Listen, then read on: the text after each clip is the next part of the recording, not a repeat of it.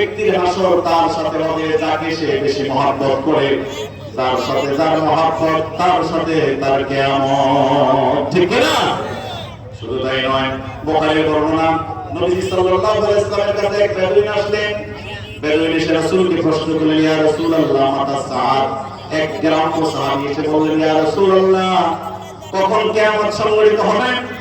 আল্লাহর হাবিব এই প্রশ্নের উত্তরে তিনি বললেন, আমার সাহাবী মা আদাত্তালাহা, কিয়ামতের কথা প্রশ্ন করো না, ওই কিয়ামতের জন্য কি জোগাড় করেছো?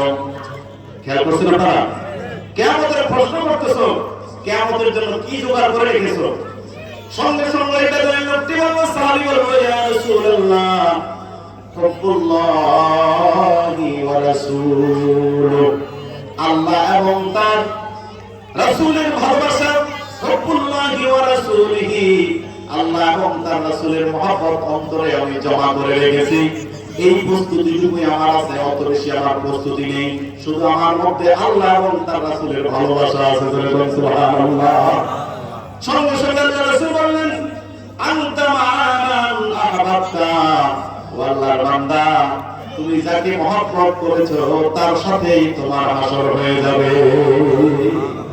নবী সাল্লাল্লাহু আলাইহি ওয়াসাল্লামকে কলিজা দিয়ে মহব্বত করতে হবে। রাজি আছেন ইনশাআল্লাহ? সবাই রাজি ইনশাআল্লাহ? সর্বশেষ হাদিসটা বলে শেষ করছি। হযরত আনাস ইবনে মালিক রাদিয়াল্লাহু তাআলা আনহু বলেন যে ওই ব্যক্তি প্রকৃত রাসূল সাল্লাল্লাহু আলাইহি ওয়াসাল্লামের ঘোষণা, ওই ব্যক্তি প্রকৃত ইমানদার হতে পারবে না। লা ইউমিনু আহাদুকুম হাত্তা আকুনা আহাব্বা ইলাইহি মিন ওয়ালিদিহি ওয়া ওয়ালিদিহি ওয়ান নাসি আজমাইন। তোমাদের মধ্যে ব্যক্তি প্রকৃত ইমানদার হতে পারবে না যে তার মা বাবা সন্তান সন্ততি আত্মীয় স্বজন এমনকি দুনিয়ার সমস্ত মানব মণ্ডলীর চেয়ে আমি নবী মুহাম্মদ সাল্লাল্লাহু আলাইহি ওয়াসাল্লামকে বেশি মহব্বত না করবে। সুবহানাল্লাহ। সুতরাং আমার মহব্বতের জায়গা এক নম্বরে দিতে হবে আল্লাহর পরে মুহাম্মদুর রাসূলুল্লাহ সাল্লাল্লাহু আলাইহি ওয়াসাল্লাম। রাজি আছেন ইনশাআল্লাহ? রাসূল সাল্লাল্লাহু আলাইহি ওয়াসাল্লামের মহব্বতে সাহাবায়ে কেরাম জীবন পর্যন্ত দিয়ে দিয়েছেন, সবকিছু উজাড় করে দিয়েছেন। হযরত আনাস ইবনে মালিক রাদিয়াল্লাহু তাআলা আনহুর জীবনের একটা ঘটনা। আল্লাহ রাসূল সাল্লাল্লাহু আলাইহি ওয়াসাল্লাম মৃত্যু শয্যায়, তিনি একবার হুঁশ আসে আরেকবার হুঁশ হারিয়ে ফেলেন। আনাস রাদিয়াল্লাহু তাআলা আনহুকে তিনি তালাশ করেন যে সবাই তোমরা আছো, আমার আনাসকে কেন দেখা যায় না? আল্লাহর হাবিব বাবা আনাসকে তালাশ করেন, মৃত্যু শয্যায় তিনি কষ্ট পাচ্ছেন, আনাসকে খুঁজে পাওয়া যায় না, আত্মীয়রা সবাই তার পাশে আছেন। নবীজি যখন আনাসকে তালাশ করলেন, হযরত ওমর রাদিয়াল্লাহু তাআলা আনহু আনাসকে খুঁজতে বের হয়ে গেলেন। খুঁজতে খুঁজতে গিয়ে দেখেন আনাস ইবনে মালিক যুবক সাহাবী নবীজির খাদেম পাহাড়ের পাদদেশে একটা গুহার ভিতরে বসে বসে কান্না করতেছে। কি করতেছে? কান্না। আল্লাহর নবী এই সাহাবীকে তাড়াতাড়ি বললেন, ওমর বললেন, আসো আনাস, নবীজি বারবার তোমাকে তালাশ করে। আনাস তার সাথে রাসূলুল্লাহ সাল্লাল্লাহু আলাইহি ওয়াসাল্লামের শিয়রে গিয়ে দাঁড়ালেন। নবী চোখ মেলে তাকালেন, আনাস তার পাশে দাঁড়ানো। জিজ্ঞাসা করলেন, আনাস কি অবস্থা, কেন তুমি আমার পাশে নাই? আমি মৃত্যু যন্ত্রণায় ভুগছি, আমার আত্মীয় স্বজন আমার আপনজন সবাই আমার কাছে আছে, কেন তোমাকে দেখা যায় না? আমি কি তোমার কোনো হক নষ্ট করলাম কিনা?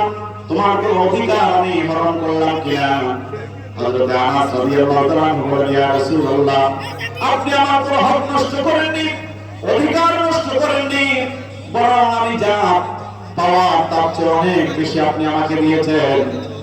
তবে আমার ইচ্ছা ছিল আপনার মাত্র 10 বছর খেদমত আমি করেছি, আপনি আরো যোজন যোজন বেঁচে থাকেন, যুগের পর যুগ বেঁচে থাকবেন, আমি আপনার অনুসরণ করবো, আপনার খেদমত করে ধন্য হব। কিন্তু যখন দেখলাম আপনি মৃত্যু শয্যায় শায়িত, আমার সহ্য হলো না, আপনার এই কষ্ট আমি সহ্য করতে পারি না, সইতে পারি না, এই জন্যই ইয়া রাসূলুল্লাহ আমি দূরে সরে গিয়েছি। আল্লাহ হাবিব বললেন, আনাস তুমি আমার প্রতি যে প্রেম নিবেদন করলাম, যে ভালোবাসা আমাকে দেখালাম, আজকে দুনিয়াতে যেমনি ভাবে তুমি আমার খাদেম ছিলা, জান্নাতে পরকালেও আল্লাহ তোমাকে আমার খাদেম হিসাবে কবুল করেছেন। নারায়ে তাকবীর, আল্লাহু আকবার। হাজিরিন, আসুন রাসূলের মহব্বত অন্তরে লালন করে আমরা যেন আল্লাহর নবীর সাথে একত্রে জান্নাতে অবস্থান করতে পারি। রাজি আছেন সবাই?